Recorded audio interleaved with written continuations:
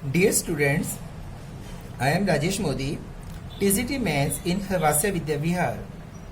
Today we will discuss some more questions of some applications of trigonometry. We will start question number 6. A 1.5 meter tall boy is standing at some distance from a 30 meter tall building. तो building है आपकी 30 metre and a boy is standing here. Boy is 1.5 meter tall. A boy is standing here and boy is 1.5 meter tall. And from his eyes, the angle of elevation of the top of the building is 30 degree. So horizontal level अब ये हो गया आपका, क्योंकि ice के साथ horizontal level ये है, तो आइस से आपका ये एंगल बन रहा है angle of elevation that is 30 degree. Now the boy moves. अब है angle of elevation from his eyes to the top of the building increases from 30 to 60 degree. अब जैसे जैसे as he walks towards the building, जैसे वो boy building की वो move करता है तो एंगल ऑफ एलिवेशन जो है वो 60 डिग्री का हो जाता है. बॉय यहां पे पहुंचा है और यहां से उसका एंगल ऑफ एलिवेशन 60 डिग्री का हो गया. तो find the distance he walked towards the building. तो वो यहां से ए बी सी, तो वो ए बी के डिस्टेंस आपको फाइंड आउट करना है कि वो बिल्डिंग की तरफ कितना मूव किया है उसने. ए बी सी डी ले लो, ठीक है. अब देखिए आपको फाइंड आउट करना है डिस्टेंस ऑफ ए बी. इसका आप दे दो एम एन ओ. अब देखिए अब आपको ए बी फाइंड आउट करना है और आपके पास टू राइट ट्रायंगल है डीसीबी एंड डीसीए. तो आप क्या करेंगे, फर्स्ट ट्रायंगल डीसीबी लेंगे और find the distance of BC. Then take triangle DCA and find the distance of AC. फिर AC minus BC, then you can find the distance of AB. देखिए in right angle triangle DCB, DC upon BC, that is perpendicular upon base, that is tangent 60 degree. DC is 30 meter. BC, you can take BC X and AC Y. तो BC आपके पास, अब आपके पास DC is not 30, DC is DO minus CO. तो आपके पास ये जो 1.5 metre है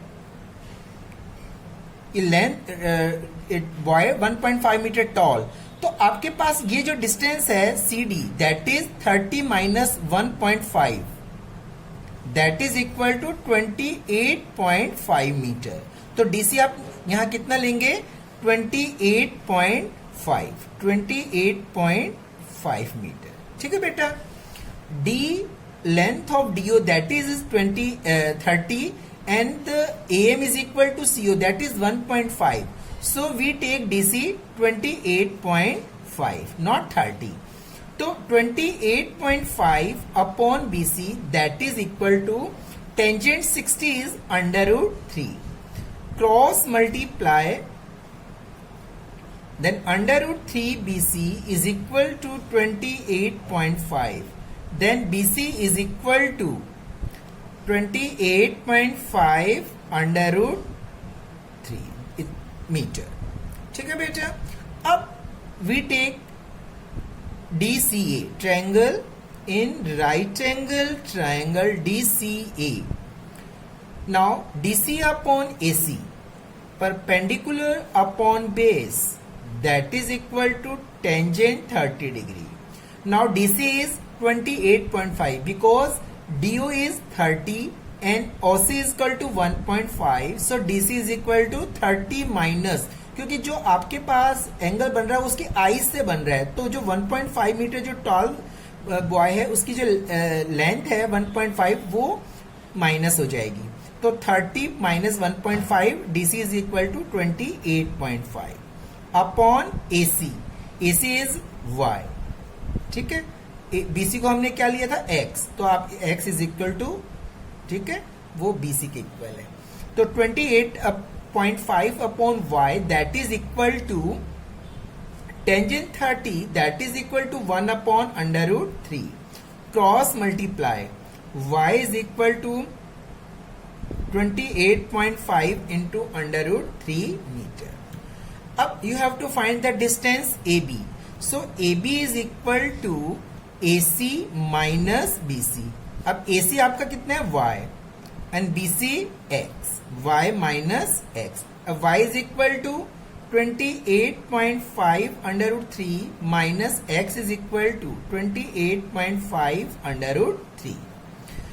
अब आपके पास 28.5 क्या है इसमें कॉमन, तो under root 3 minus 1 upon under root 3 that is 28.5 LCM under root 3 minus 1 under root 3 into under root 3 that is equal to 28.5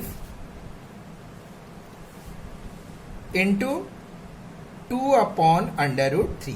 अब आपको रेशनलाइज करना पड़ेगा बिकॉज डिनोमिनेटर में अंडर रूट है, तो अंडर रूट 3 से ऊपर मल्टीप्लाई कर दो, अंडर रूट 3 से नीचे, तो ये आपके पास आ गया 57 अंडर रूट 3 अपॉन 3 से 57 को 3 से डिवाइड करो 19 that is equal to 19 under root 3 metre. So distance of AB that is equal to 19 under root 3 metre. और यदि आपके पास under root 3 1.73 is given exam में आता है, तो 1.73 आप इसको अंडर रूट 3 की वैल्यू पुट करके इसको सॉल्व कर सकते हैं, ठीक है। 19 इंटू 1.73, अंडर रूट 3 की वैल्यू क्या होती है 1.732, तो आप 2 डेसिमल तक भी ले सकते हैं, ठीक है बेटा। तो the distance walk by the boy that is 19 under root 3 metre. Next question is question number 7th। From a point on the ground, the angles of elevation of the bottom and the top of a transmission tower fixed at the top of a 20-meter high building are 45 degree and 60 degree respectively. Find the height of the tower. देखो बेटा, transmission tower है,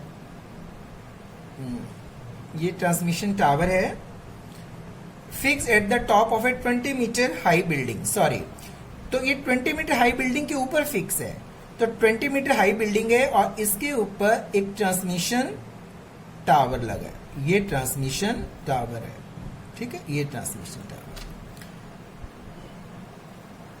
from a point on the ground, ये ground पे कोई भी point है, the angle of elevation of the bottom and the top of A transmission tower, एक तो बॉटम ये हो गया ट्रांसमिशन टावर का, ये टॉप हो गया, तो ये वाला एंगल ऑफ एलिवेशन और एक एंगल ऑफ एलिवेशन ये हो गया। 20 मीटर हाई बिल्डिंग है, AB is the building and BC is the transmission tower. 45 degree and 60 degree respectively, ये एंगल आपका क्या बन रहा है 45 डिग्री और angle this 60 degree. DBDA 45, CGA 60 degree. आपको हाइट ऑफ द टावर निकालना है, ट्रांसमिशन टावर की हाइट BC H, इसको H लगा, ठीक है। You have to find the height of the transmission tower. अब first we take triangle BAD, in right angle triangle BAD, अब BA upon DA perpendicular upon base that is tangent theta, theta is 45, BA is 20 meter, DA आपको find out कर लेते हैं।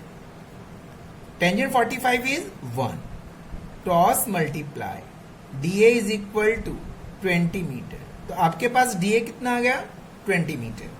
अब आप लेंगे right angle triangle CAD, in right angle triangle CAD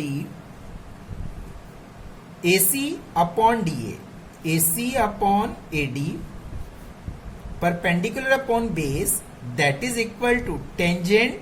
अब ये एंगल कितने डिग्री का है? 60 degree. Tangent 60 degree. Now AC is, ये आपने BCH सपोज किया है और जो AB है वो 20 मीटर है. तो total height AB that is equal to H plus 20. ठीक है, तो AC इज H प्लस 20 और AD इज 20. अभी ने फाइंड आउट किया है. और टेंजेंट 60 होता है √3. ठीक है, क्रॉस मल्टीप्लाई. तो H plus 20 that is equal to 20 √3. So H is equal to 20 √3 minus 20. 20 common, √3 minus 1. अब आप इसमें √3 की वैल्यू पुट कर दें. That is equal to 21.732 minus 1. That is 20 into 0.732. So H is equal to, अब इसको multiply करेंगे 0, तो आपका आ गया 14.64 metre.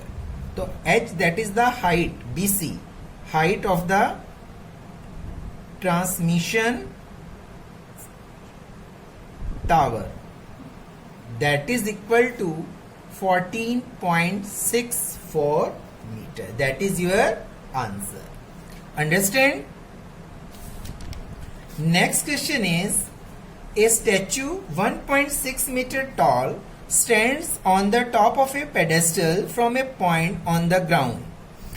The angle of elevation of the top of the statue is 60 degree and from the same point the angle of elevation of the top of the pedestal is 45. Find the height of the pedestal. देखो ये pedestal है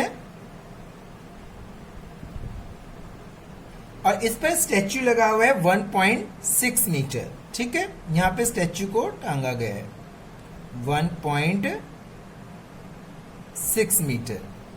ठीक है, 1.6 metre tall. From a point on the ground, ये ground है, इस ground पे कोई भी एक पॉइंट ले लेते हैं. The angle of elevation of the top of the statue, statue का टॉप ये है, यहां से एंगल ऑफ एलिवेशन जो बन रहा है वो बन रहा है 60 डिग्री का. ठीक है, ये AB और ये BC, ये D. And from the same point angle of elevation of the top of the pedestal. अब पेडेस्टल का टॉप तो ये हो गया ना, ये पेडेस्टल का टॉप. तो top of the pedestal angle of elevation is 45 degree. Find the height of the pedestal. H आपको फाइंड आउट करना है. Let AB that is the height of the pedestal that is equal to H metre. That is the H metre. हमने जो find out करना उसको H metre find out करना है. इन right angle, अब कौन से ट्रायंगल लेंगे? BAD. पहले हम BAD लेंगे, उसके बाद कौन से लेंगे? CAD. तो इन right angle triangle BAD, H upon AD, AB upon AD, perpendicular upon base, tangent theta. Theta is 45. AB is H and AD, ये भी आपको फाइंड आउट करना है. AD भी आपके पास नहीं है. और tangent 45 is equal to 1. Cross multiply. So AD is equal to H metre. तो आपके पास जो AD है ये भी कितना हो गया? H metre. Now in right angle triangle CAD, in right angle triangle CAD, अब आपको AC upon AD that is equal to tangent angle कितना है? 60 डिग्री. अब AC कितना आपका? AB plus BC that is equal to H plus 1.6. ये आपका total हो गया H plus 1.6 metre. And AD is, अभी हमने फाइंड आउट किया किसके इक्वल है? Height of the pedestal H that is tangent 60 is √3. Cross multiply √3H that is equal to H plus 1.6. H इधर ले जाइए 1.6. H is common. √3 minus 1 that is 1.6. So H is equal to 1.6 upon under root 3 minus 1। अब आप इसको क्या करेंगे, rationalise. Under root 3 plus 1 से under root 3 plus 1 से न्यूमरेटर एंड डिनोमिनेटर को मल्टीप्लाई करेंगे। तो 1.6 under root 3 plus 1, a minus b, a plus b, a square minus b square, तो under root 3 square minus 1 square. ये आपके पास हो गया 1.6 अंडर रूट 3 प्लस 1, 3 माइनस 1 2। अब 2 से इसको क्या कर देंगे हम, कैंसिल, 0.8। ठीक है। अब अंडर रूट 3 की वैल्यू क्या होती है, 1.73। 2 डेसिमल तक ले लीजिए, 0.8 1.73 plus 1 that is equal to 0.8 into 2.73। अब आपके पास ये h है, तो h इज इक्वल टू, अब आप इसको मल्टीप्लाई कीजिए, 24 58 21 और डेसिमल 3 डेसिमल के बाद, 3 डिजिट्स के बाद 2.184 metre. So height of the pedestal is 2.184 meter. That is height of the pedestal, that is equal to 2.184 meter. Understand? Next question is the angle of elevation of the top of a building from the foot of the tower is 30 degree and the angle of elevation of the top of the tower from the foot of the building is 60 degree. If the tower is 50 meter high, find the height of the building. देखो आपको tower given है, height of the tower given है, ये आपके पास है 50 metre. आपको building की height निकालनी है, हाइट ऑफ द बिल्डिंग। अब angle of elevation of the top of a building, अब from the foot of the tower, tower के फुट से इसके बिल्डिंग पर कितने डिग्री का एंगल ऑफ एलिवेशन बन रहा है, 30 degree, that is the 30 degree. And the angle of elevation of the top of the tower, tower के टॉप पर from the foot of the building, ये बिल्डिंग है, इसके फुट से ये बन रहा है एंगल ऑफ एलिवेशन 60 डिग्री। देखो A B that is the tower, height of the tower, CD that is the height of the building. आपने CD जो H ने फाइंड आउट करना है, height of the building. Question है कि tower के foot से बिल्डिंग के टॉप पर एंगल ऑफ एलिवेशन बन रहा है 30 degree and from the foot of the building to the top of the tower angle of elevation बन रहा है 60 degree. You have to find the height of the building. ठीक है। अब आप कहेंगे कि ये जो बिल्डिंग की जो हाइट है वो बड़ी हो सकती थी, टावर की छोटी भी हो सकती थी, बट जहां एंगल ऑफ एलिवेशन बड़ा बनेगा तो उसकी हाइट बड़ी बनेगी। ये 30 डिग्री का बन रहा है तो इसकी हाइट कम, ये 60 डिग्री का बन रहा है तो ये बिल्डिंग से ऊपर जाएगा। अंडरस्टैंड? ये बात ध्यान रखनी है आपने। यदि ये 60 बनता तो ये बड़ा हो जाता, ये 30 बनता तो ये नीचे हो जाता। तो इसलिए हमने हाइट ये कम है और ये 50 ए भी ज्यादा है, क्योंकि ये एंगल ऑफ एलिवेशन इससे ग्रेटर बन रहा है। ये बात आपने हमेशा ध्यान रखनी है। अब सबसे पहले हम ट्रायंगल लेते हैं DAC। In right angle triangle DAC 50 upon AB upon AC that is equal to tangent 60 degree, perpendicular upon base that is equal to tangent theta. तो AB is 50 upon AC, tangent 60 is under root 3, cross multiply under root 3 AC is equal to 50, then AC is equal to 50 upon under root 3 meter। अब आपके पास AC की length find out हो गई। अब कौन सी triangle लेंगे, DCA। In right angle triangle DCA, DC upon CA that is equal to tangent 30, perpendicular upon base। तो DC is H and AC आपने भी फाइंड आउट किया है 50 upon under root 3, tangent 30 1 upon under root 3। अब H divided by this, तो under root 3 आपका numerator में चला जाएगा। Under root 3H upon 50 is equal to 1 upon under root 3, cross multiply, then under root 3H into under root 3 that is equal to 50। तो 3h that is equal to 50, then h is equal to 50/3 metre. अब h is equal to 50/3 metre, change into decimal, तो 16.67 metre. 50/3 that is equal to 16.67 metre. Hence the height of the building, DC, building की height क्या है? DC, that is equal to 16.67 metre. ठीक है बेटा, ये बात आपको ध्यान रखनी है कि आपका जो एंगल ऑफ एलिवेशन 60 डिग्री का है और ये एंगल ऑफ एलिवेशन ये 30 डिग्री का है. तो जिसके फुट से आपका एंगल ऑफ एलिवेशन कम का बन रहा है तो उसकी जो हाइट है बिल्डिंग की वो कम होगी, और जो 60 डिग्री का एलिवेशन है इसलिए हाइट ऑफ द टावर ज्यादा होगी. ठीक है, ये आपको फिगर बनाते समय ध्यान रखना है. पहले हमने ट्रायंगल BAC लेनी है, फिर उसके बाद DCA लेना है. ठीक है, सो इस टाइप से आप DC की जो बिल्डिंग है हाइट, DC बिल्डिंग की हाइट फाइंड आउट कर सकते हैं. ठीक है, तो you have to practise this type of questions. Okay.